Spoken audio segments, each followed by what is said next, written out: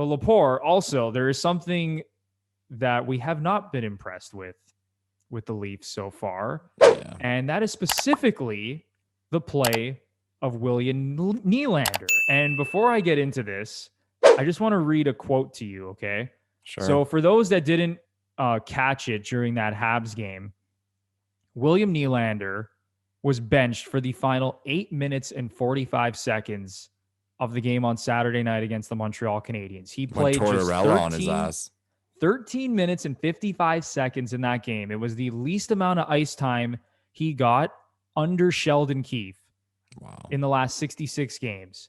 So I'm just going to read you a quote, Lepore, from Sheldon Keefe, who talked about benching a star player. He goes, "Everything is situational. It's usually an accumulation of things. You don't overreact to one incident or one different thing.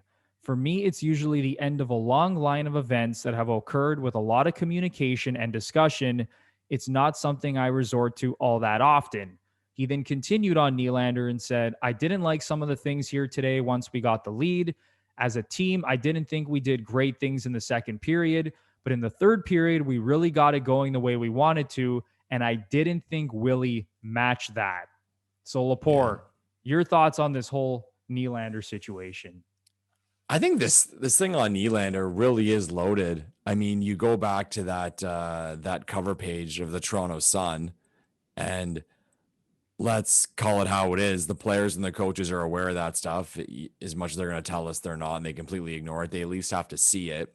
So you think of the message that Keefe is trying to send to Nylander, knowing that was published and people are already shitting on him and dumping on him, and he's not playing very well. And then you bench him, and in the Toronto spotlight, everyone's going to notice. And then he makes those quotes. He's putting pressure on Nylander, and I'm pretty excited to see how Nylander is going to react to all this, because not everyone responds to this type of stuff in a positive way.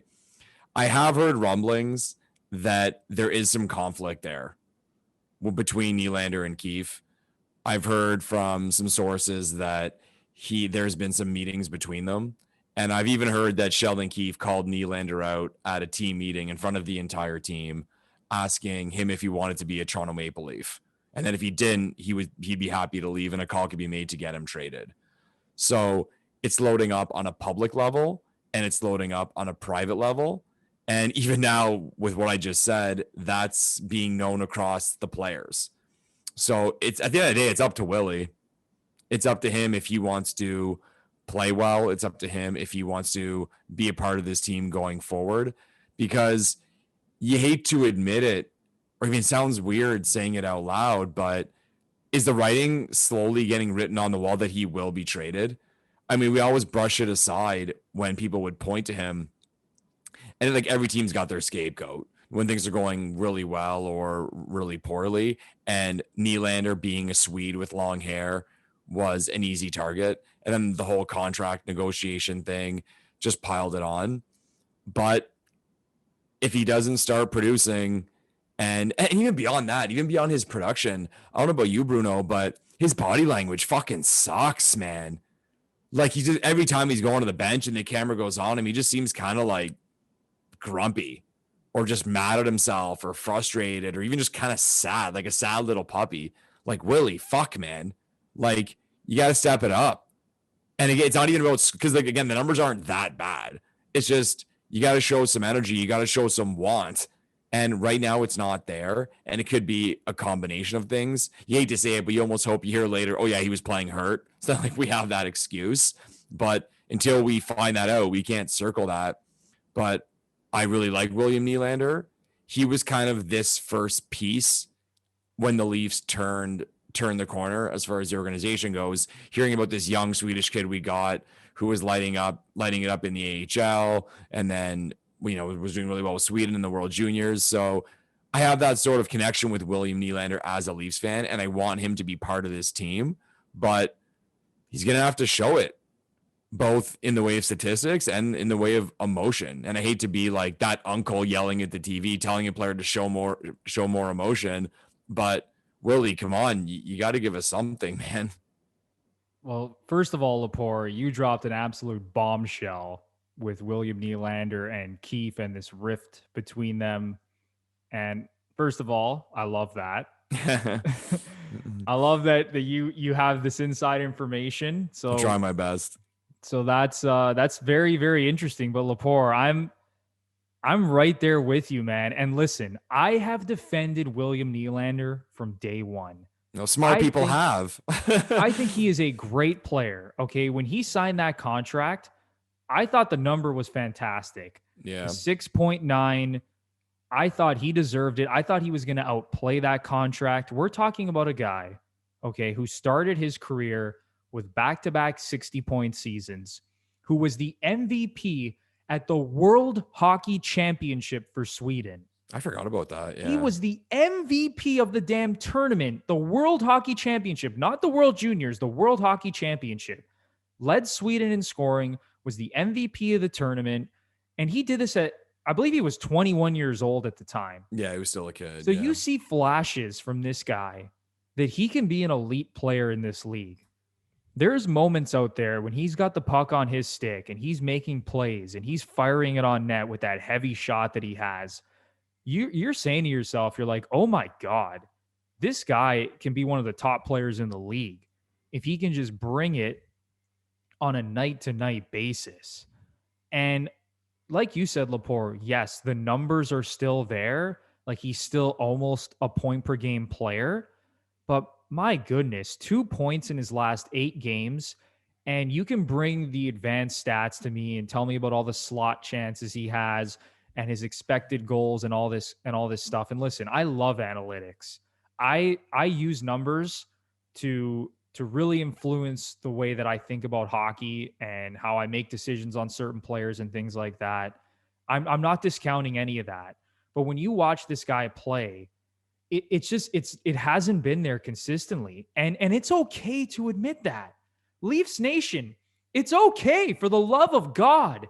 If John Tavares and William Nylander are not living up to expectations, you're not going to be banished and friggin' expelled from Leafs Twitter because you're calling them out. Enough is enough. I'm sick of this shit. John Tavares is making $11 million a year. And guess what? John Tavares would be the first person to tell you that he's not playing his best. And William Nylander would be the first person to tell you that he's not playing well right now. So I don't want to hear this bullshit about the advanced numbers and how Tavares is still almost a point per game player and he's playing well defensively. No, these guys are supposed to be going out there and being high-end elite level players. End of story. And when you're watching Marner and Matthews in the way that they're dictating the game on both ends of the ice, not only offensively where they've been incredible, but on the defensive side of things as well, where these guys are stripping guys of the puck in the defensive zone, quickly moving it up ice. They're playing the neutral zone. Their play, obviously, like I said, in the offensive end, they have been ridiculous. But I'm not seeing the same level from John Tavares and William Nylander. Now, are John Tavares and William Nylander as good as Matthews and Marner? No, they're not. They're just not. Okay, it's as simple as that. But it's okay to expect more from those guys. Because again, going back to William Nylander, Lepore, we've seen how good he can be. We've seen it. I've been watching this guy so closely for the last 5 years. When he's making those high-end plays, you're just shaking your head sometimes being like, holy shit, this guy he's elite. Yeah, but then there's other games where he comes out there and he's a ghost. Yeah. And you're just not noticing him. And you're like, where the hell did this guy go? And it's like you said, the body language isn't there. It's like he's feeling sorry for himself. And now Keefe is calling him out.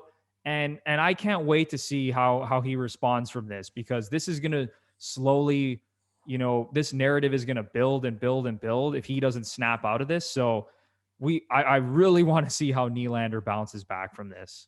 Yeah. I mean, I will say, it kind of just dawned on me now. Thank God they're winning. Can you imagine where we'd be at as a fan base and the media with Tavares and Nylander if they weren't winning? But it's this weird thing, like within Leafs Nation, and I'm sure this is what you were getting at, in the way that you don't have to be on one side of the other. We're not Democrats and Republicans. We're not Fox News or CNN. It's okay to think William Nylander is a great player and is playing like trash. It's right now. It's okay to think John Tavares is a great player and a great captain and an important piece of this franchise, and he just sucks so far this season. It's you hit the nail on the head. It's just weird how everyone is either completely defending them or completely trashing them.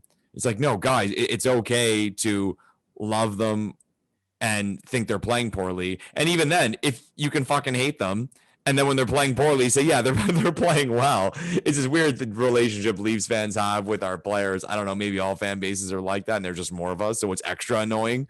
But it's funny. It's funny. Human nature, I guess. Yeah, and you said it, Lepore. The most important thing right now is that this team is winning. It'd be ugly. It'd be ugly if on those two guys if this team was losing. Wow. Oh yeah, wow. Absolutely. Winning just cures all of these other issues. And listen, I know you could say to a certain extent that it's nitpicking a little bit, but it's like, what else do you have to nitpick when it comes to this team? They've been so well, but I think something that even frustrates Sheldon Keefe a little bit, and he hasn't really admitted it, is that he probably thinks this team could be even better if those guys were actually playing to the level that we all know they're capable of playing at when it comes to John Tavares and William Nylander.